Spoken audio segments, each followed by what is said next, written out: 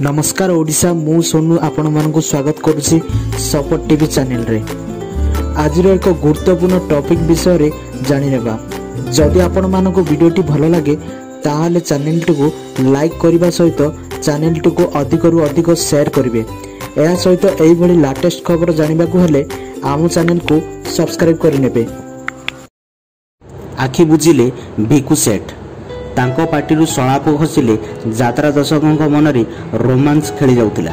मंच उपरे तांको जीवंत अभिनय देखिले आखि पलक पड़ू नथिला। मात्र एबे आउ सुबिबनी सागुणा बसिची डेणा मेलेईर सेही छातीतरा सलाप। सबुदिन पाई नीरव हो जाइछि भिकु सेठ नारे परिचित यात्रा जगतर प्रसिद्ध खलनायक महेंद्र दास को द्रुत गंभीर कंठस्वर। अभिनय सारी दुनिया रंगमंच सबुदिन मेलानी नहीं यात्रा टाइगर महेंद्र मात्र 55 बयस आज चौद्वार स्थित बासभवन उद्घात परलोक घटी। महेंद्र वियोग यात्रा जगत और यात्रा प्रेमी मनरे शोकर छाया खेलाई देथिबा बेले मुख्यमंत्री नवीन पट्टनायक और केंद्रमंत्री धर्मेंद्र प्रधान शोक प्रकाश कर।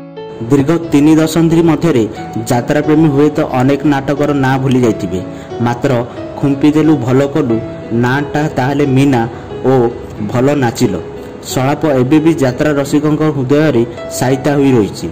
1991 मसीह सची दास को बुझु नथिले भिकु सेठ नारे सेतिकी चिन्हुतिले। 1963 मसीह पुरी जिला स्थित वीर नरसिंहपुर स्थित कुशपदा ग्राम बापा माँ थिले स्वर्गत हरिहर दास और नेत्रमणि दास कोल जन्म नहीं महेंद्र। पिलादिने गाँ ड्रामा अभिनय करू करू से यात्रा निशारे पड़गले।